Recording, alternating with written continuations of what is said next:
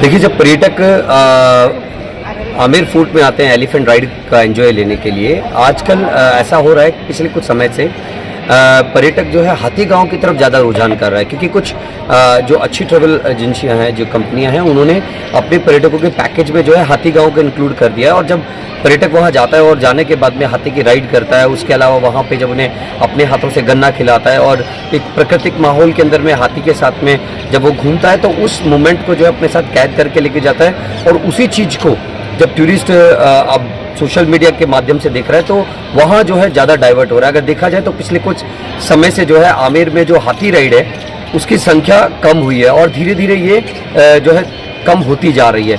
तो पर्यटकों का जो रुझान है वो हाथी गांव की तरफ बढ़ता जा रहा है। जयपुर की हाथी की सवारी आमेर किले में जो होती है वो विश्व प्रसिद्ध हाथी सवारी है, क्योंकि दुनिया का एकमात्र एक ऐसा मॉन्यूमेंट्स है जहाँ पर हाथी की सवारी की जाती है। आमेर किले के साथ साथ हाथी गांव के अंदर भी हाथी की सवारी कराई जाती है।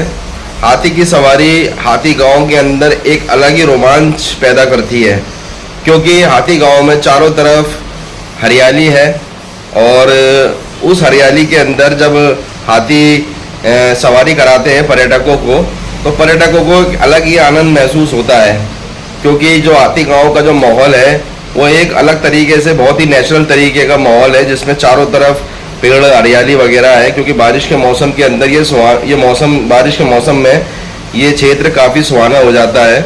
और साथ साथ एक तालाब जो बना हुआ है जिसके अंदर हाथियों के नहाने के लिए विशेष तौर पे इंतज़ाम किए जाते हैं। पर्यटक हाथी के नहाने का भी उसमें आनंद ले सकते हैं। और हाथी गाँव के अंदर पर्यटक जब सवारी करते हैं, हाथी के ऊपर राइड करते हैं, तो एक उनको अलग ही आनंद आता है। यहाँ पर पर्यटक आनंद लेते हैं और हाथी गांव के अंदर खूब मस्ती करके जाते हैं। हाथियों के साथ उनके साथ समय बिताते हैं। उनके साथ एक अलग ही वातावरण के अंदर इन हाथियों को रखा जाता है और काफ़ी अच्छा माहौल हाथी गांव के अंदर है। बेजुबान हाथी एक अद्भुत जीव है इस प्रकृति के अंदर। और राजस्थान की राजधानी जयपुर में हाथी गांव में लगभग 80 हाथी मौजूद है। वहाँ पे दुनिया भर के टूरिस्ट वहाँ पे इन हाथियों को देखने के लिए आते हैं।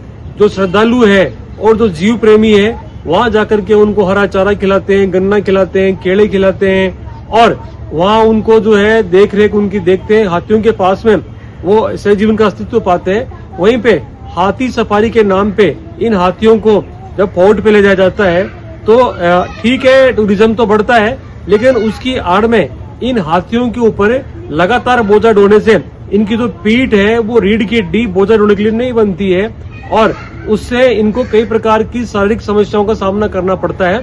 साथ ही आप ये देखिए, उसमें अंकुश लगाना पड़ता है, बल्लूक लगाना पड़ता है माउथ के द्वारा, और उस अंकुश की जो चुभन है वो बड़ी पीड़ादायक इस बेजुबान के जीव के लिए होती है। मैं समझता हूँ कि ये एनिमल क्रूरल्टी की श्रेणी में आता है। और साथ ही आप ये देखिए, लगातार इन हाथियों को ट्रेन करने के लिए, आदमियों को दौड़ने के लिए, बोझा ढोने के लिए, सवारियों को सफारी के लिए ले जाने के लिए, मैं समझता हूँ कि काफी मात्रा में इनके ऊपर एक क्रूरता होती है, उसका निवारण होना चाहिए।